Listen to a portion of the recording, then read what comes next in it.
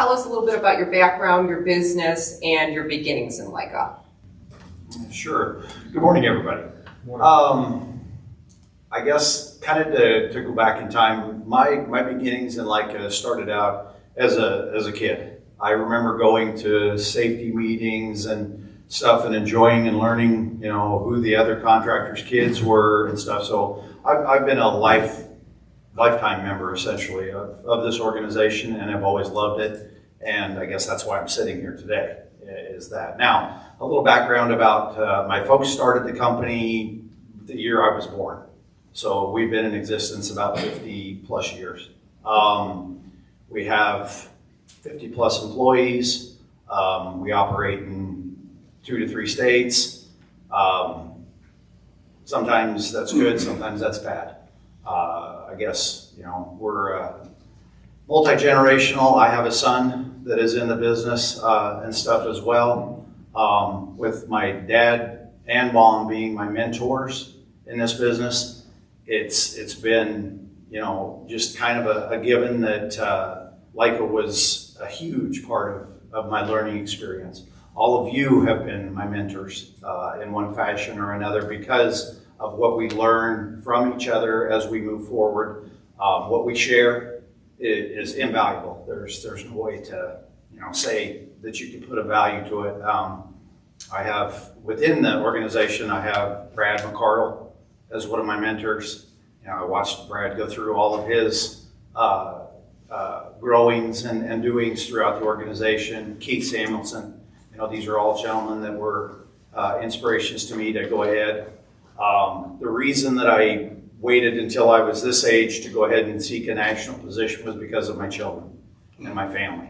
We were heavily into showing cattle and such, so I didn't feel that I could split that time. I didn't do it earlier. Adam has taken that on earlier, and I thought about that, but at the point in time, we had to make that decision, and that's why I kind of held off on coming to here. And I like I said, we tried to be as involved as we could up until that point in time. My kids are now grown on their own, and we're doing stuff that way. This organization has returned many-fold the money and memberships. In fact, I think we're way too cheap in our memberships, to be quite honest with you, for what you can get out of it if you take an active role in it. So I guess I'll pass this on to Adam. Why'd you have Ted go first? That's tough to follow. That was a good job. About me and my involvement with LICA, my dad started our business in 1987. He actually purchased it at a LICA convention in Vegas, I believe. From there, he's been involved in these things ever since he was a kid because of my grandpa. My grandpa kind of helps bring LICA to Michigan. He was one of the originals for the state. Then he served as president. My dad served as president. Now I'm working my way up the ranks. I think I'm going to hold off on president for now. My kids are still young, but I'm able to do these things because, well, for one, my region isn't that big. I can travel to everything within 4 hours of my house for Ohio and Indiana, so that's nice. My kid is sitting in the front row right here. She wants to be involved, it seems like. So it doesn't hinder them in any way. And as far as our business goes, coming to these things, even my dad's here, we're the 2 leaders in our business now, but we can find enough things to have our employees do while we're gone, just to make time to be here because we do think it's important. There's so much benefit to LICA. There's from the benefits to the camaraderie that we get here, it's irreplaceable for this industry. I mean, I can lean on somebody anywhere to talk to about LICA. A mentor or a guide, or how I got into working up the national ranks. I was actually kind of pushed when my dad was going to become president. I got the honor of nominating him for that, and that's how I actually had to become a board member at that time. I'm president of our company. I see the benefit for me to be a member as well. Thanks, Em. Welcome, everybody. Back in the 70s, I was still in high school, and my dad always wanted to own a backhoe. And he bought one. In my senior year, I only went to school for about 2 or 3 hours of a morning and come home and help farm, and then got to run the backhoe. So I started that part of my life back in 1974.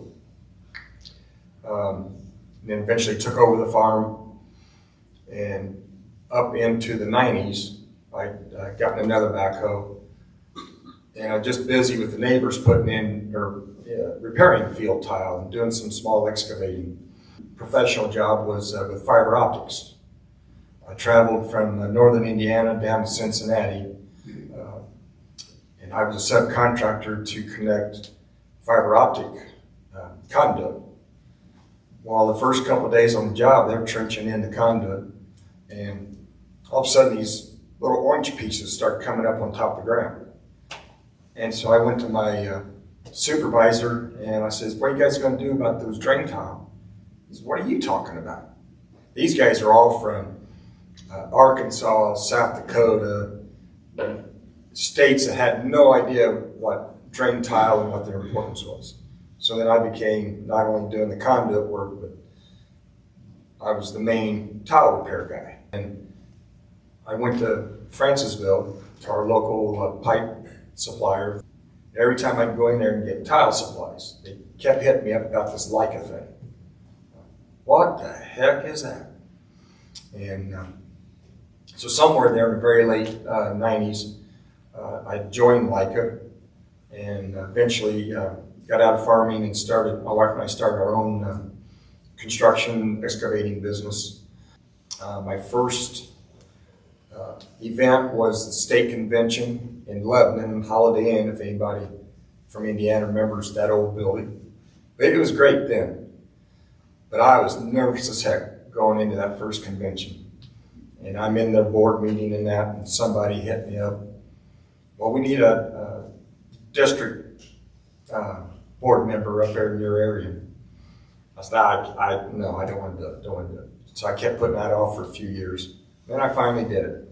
And it was very interesting. I learned a lot. Safety guidelines, protocols was probably the most important thing I've ever gotten out of LICA. Second, well, they'd be right up there near each other, but the friendships that I've gained over the state and the national level has been awesome. Well, as I've said, thank you for being here. Our business is an earth-moving business primarily.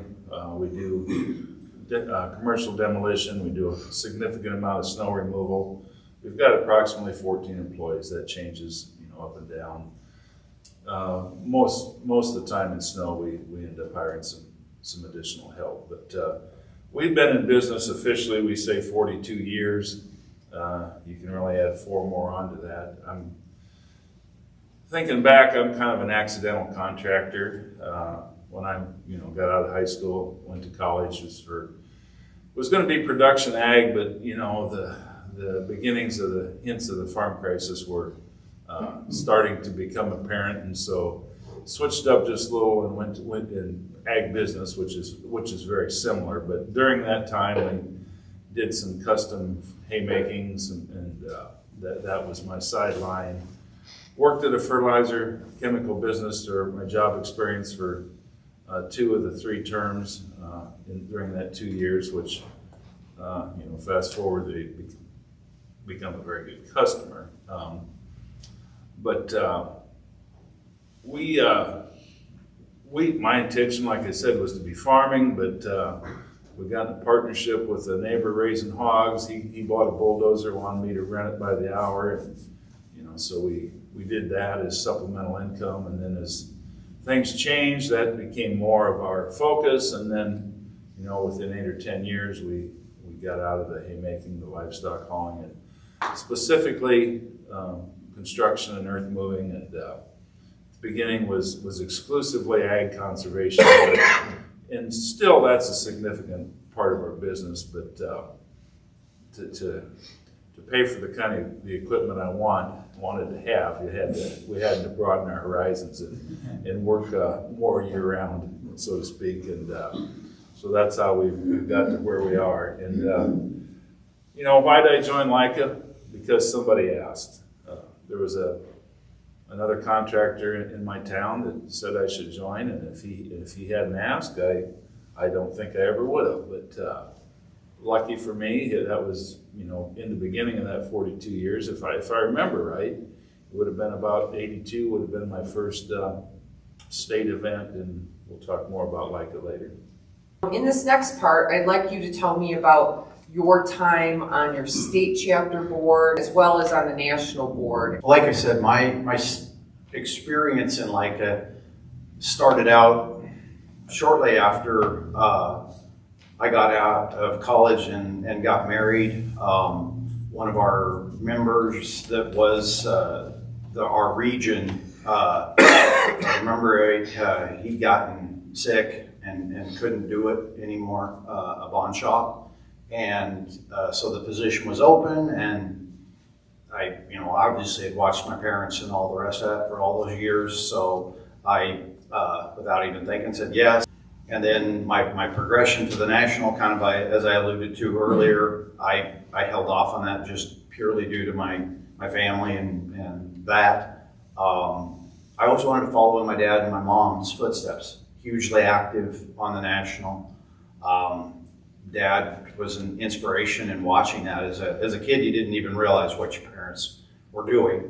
They just did it. They were gone. They'd be at LICA or they'd take us, and it was just something that happened. And so therefore, I just felt that this was the right time, and this is an inspirational organization to be a part of. So I guess that's kind of how I moved up and hope to do the best I can for my region and for the whole association as it's at. So I kind of touched on it before, but I think my story is really quite similar to Ted's. I believe my first year on the board for Michigan, I think it was 2016, they put me on so I could go ahead and nominate my dad, but I haven't been off the board since, so I think I'm still chairman of the board in Michigan because it seems like nobody really wants that position.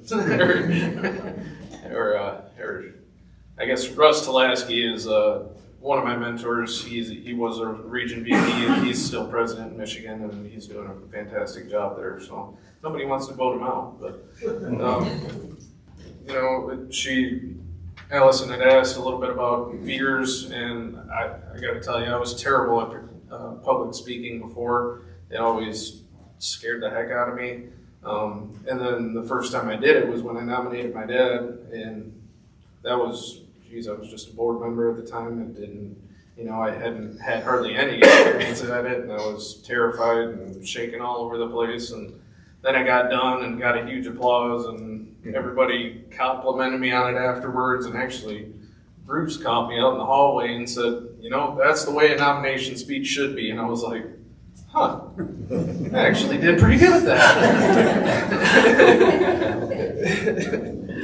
So, it progressed from there. I mean, then I became state president, and I remember my dad poking me, and he's like, hey, are you ready to give the welcoming speech for the annual meeting? And I'd been around LICA my whole life, and I was like, I knew in my head I had to do it, but I hadn't even thought about it until like that minute. And it was like 3 minutes before I was supposed to do it, and I was like, oh crap. But it worked out, and nobody made fun of me or anything like that. It's so LICA itself has helped me become a better public speaker. I'm not afraid to sit up here and talk to all of you today because of it. I think my goal originally was for my region to get Kentucky going again. I haven't really gotten anywhere on that, unfortunately. Just everyone I talk to doesn't want to be proactive, but I'm going to keep working on it. I'm going to keep talking to people. And then my other goal was to show people, I might be the youngest region VP that LICA's ever had. I don't know. that it is possible. I mean, thankfully my kids they're not as active in things as Ted's, but you know, they understand when I have to go to things. You know, I've gone to quite a few things and just had to leave my family home, and they accept it, and you know, it all works out for us. So back to how I got involved with LICA was when they kept urging me to be an area district board member. I kept saying, no, I can't do it because I got kids in school, we got athletics. I said, I'm not missing any ball games to be involved, you know, to get on some board. And I kept putting them off, and then when the older one graduated, I think that's about the time I said, okay, I'll do it. And it worked out great. I don't know if I missed one football game. But I didn't know anything about nationals. I didn't understand that at all until Indiana hosted the national convention one summer. Well, I've got a crew out, and we're doing a 320-acre tile job in beans, and they're growing fast. It's a perfect growing season. All of a sudden, the national convention come up. So me and my son Luke, we went down there, scared to death. But we got involved a little bit there, but then we had to leave, go back to work the next day, come back the next evening for the festivities. I was urged to move into the VP position, and then of course that automatically moves you up to president. And for a couple of different reasons, I ended up doing 2.5 terms, I think, something like that, which was great. Then going to the national meetings, my first two fellows that was urging me and teaching me was Steve Gerton and Mike Cook. Had a lot of great conversations with those two great guys. And I'm thinking about being the region VP, and then of course Russ Lashley was our region VP, and he hit me up pretty hard, and we became good friends, and I took over his position. But then I moved into the vice president position, loved it. That man right there, Mr. Rogers,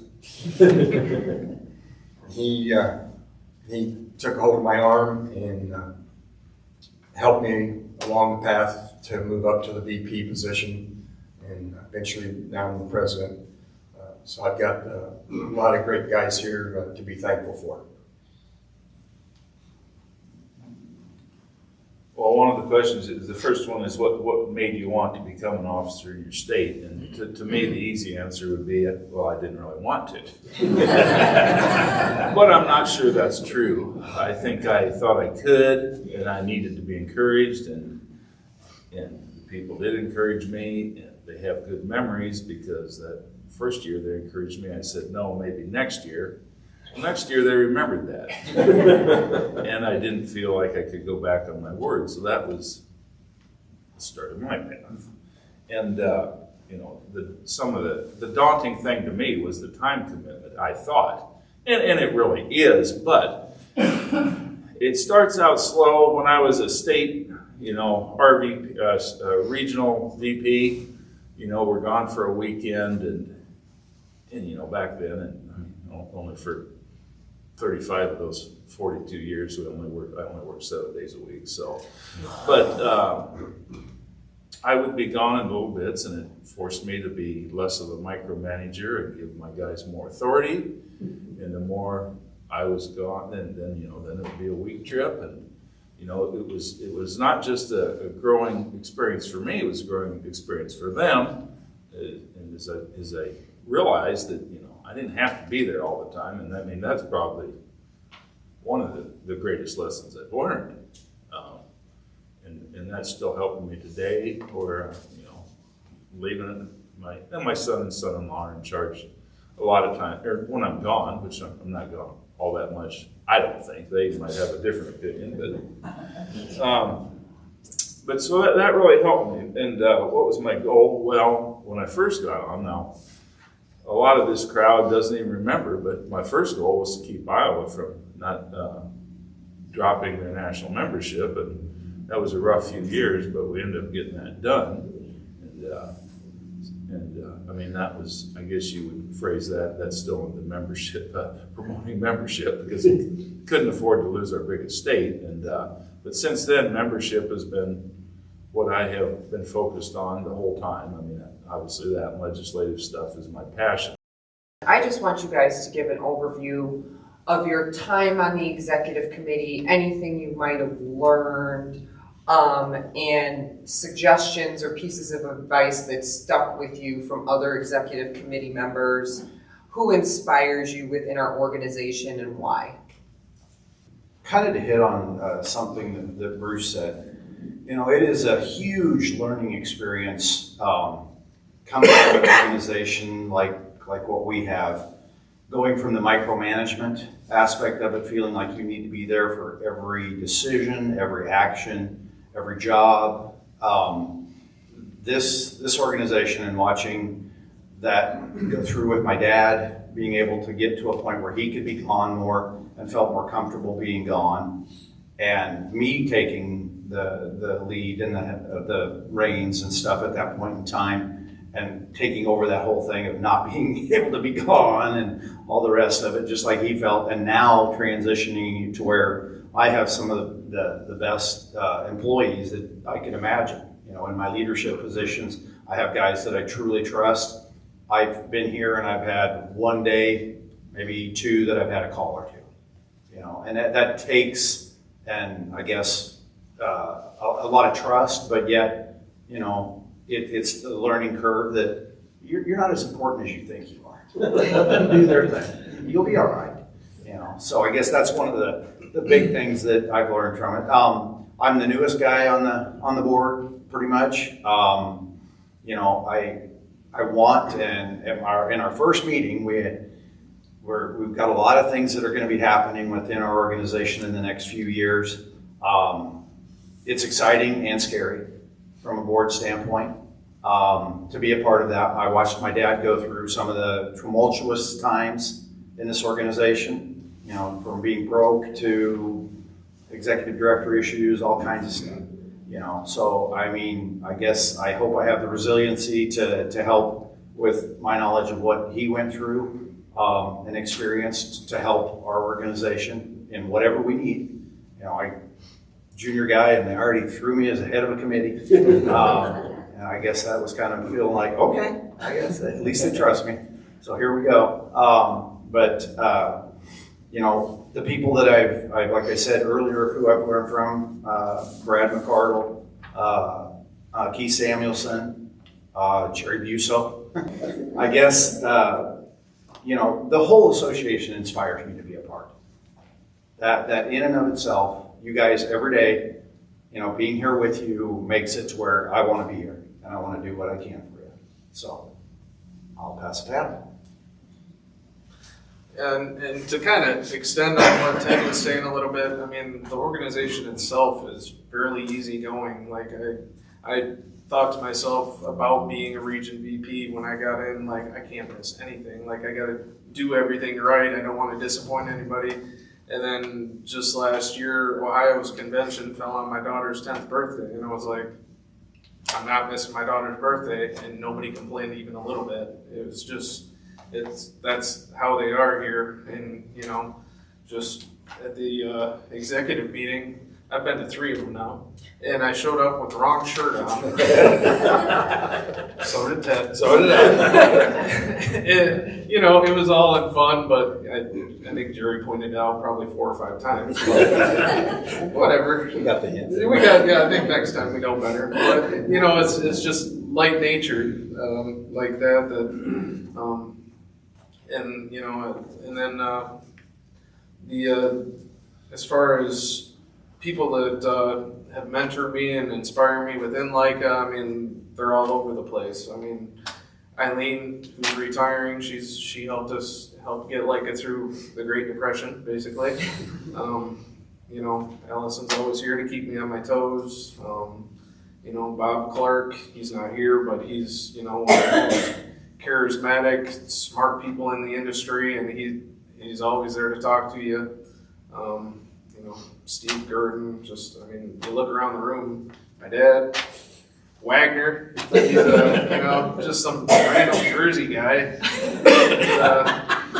Took on the organization. Now he calls them family. So, really, it's just a very welcoming organization, and I think that's part of why I'm so comfortable working through the ranks of region VP, someday president. I don't know when that'll be, but we'll see. So I want to back up just a little bit. I'm like Adam. I could not speak in front of a crowd, whether I had a microphone or not. I was just nervous as could be back in the day, but now it don't bother me too much. So that's a fear that I had to get over. I kind of wished that I'd done FFA back in high school, because at our school that was one of the top things that they taught was public speaking. I wished I'd done that, but can't change the history. I mean, there's a lot of things that as president that you need to do, but the number one thing is, whether you're president or a region VP or a state level, the guidelines that I follow, which have been instilled in me, is God is first, family is second, work is third, LICA is fourth.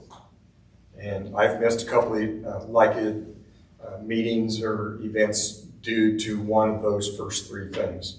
And nobody questioned it, wasn't looked down upon at all. It's just something that you got to put your priorities first. Bruce? Well, as far as what LICA has done for me, Tony just brought up something I hadn't even thought about for a long time, but I have in the past. Where some of our life experiences, and actually two things, getting picked for Boys State, which I didn't even realize I was interested in the political scene back then, but that was a good experience for me. And FFA and parliamentary procedure turned out to be a pretty good skill for me to acquire the way my life developed. But I'm, as I said in one of the committee meetings, I'm kind of a plagiarist. I've taken the best that I can see from all you guys. Jerry, he's taught me, perception is reality, and you think you know what that means, but until you see somebody go into a meeting. I mean, we've met with vice presidents of Caterpillar, John Deere, go into a meeting, exude confidence, be fearless, and the story you tell, if it becomes the story they believe, and then you just got to perform. And I've used that, when we were in the concrete crushing business. One of my partners, he says, they asked me to do this. What do I say? I said, tell them we can do that. He goes, how are we going to do that? We'll figure it out. Just tell them we can do that. And that's been kind of our motto, that we can do that. And I mean, there's certainly limitations you have to realize. I get that, but we can do that. But it's been amazing to me how the stuff I've learned in this organization has helped me. This is a decade or two ago. The new product, a storm scepter, comes to the Midwest, and people say, have you ever heard of that? I go, yeah, I saw that installed 2 years ago in New Jersey. Yeah, I know what it does. And the connections you make, and this, sometimes timing is everything, and luck helps a little bit.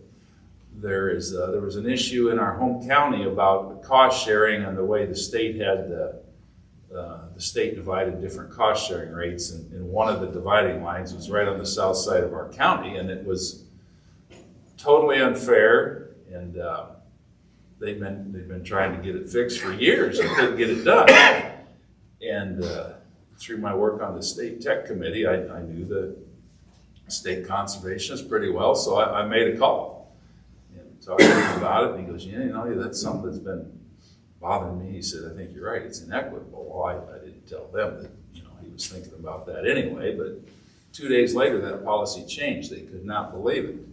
It was just because of a connection I'd made and a little bit of luck on timing, but locally looked like a hero because of some of these developments.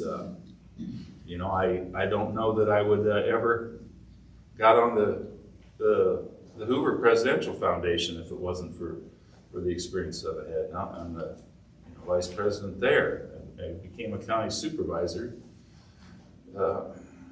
Part of the reason is that part of the way I got appointed, but the letter I wrote, leaned heavily on the LICA experiences and,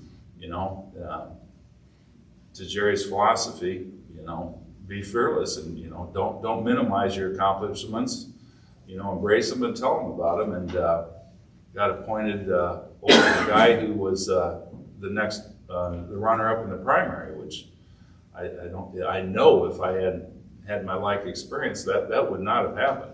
So it's changed my life for the better, no doubt. Final thoughts, anything that you want to share with the group, share with the membership at large?